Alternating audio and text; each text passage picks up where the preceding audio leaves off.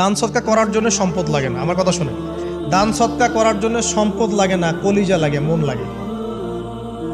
বহু বড় বড় মানুষ আছে দান সৎকা করতে পারে না, কোটিপতি, জাকাত দেয় না, আছে না?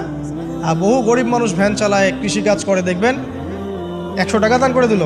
মন থাকতে হয়, মন, কলিজা বড় থাকতে হয়।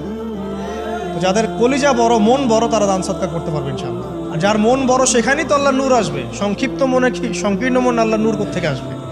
কথা বুঝতে পারে নাই? তো দান সৎকা বাড়ান। আপনি 1 টাকা দান করেন, 5 টাকা দান করেন, হালাল রিজিক থেকে 1 টাকা দান করেন, সেটা আল্লাহর কাছে অনেক বেশি পছন্দের। একটা হাদিসে নবী সাল্লাল্লাহু আলাইহি ওয়াসাল্লাম বলেছেন, হালাল উপার্জন থেকে আল্লাহর বান্দারা যখন একটা খেজুরও দান করে, আল্লাহ পাক সেই একটা খেজুরকে আস্তে আস্তে বড় করতে থাকেন, বড় করতে থাকেন, বড় করতে থাকেন। এটা এক পর্যায়ে পাহাড়ের সমান হয়ে যায়। কিয়ামতের মাঠে মানুষ তার দান এবং সাদাকার যে ছায়া, এই ছায়ার নিচে অবস্থান করবে।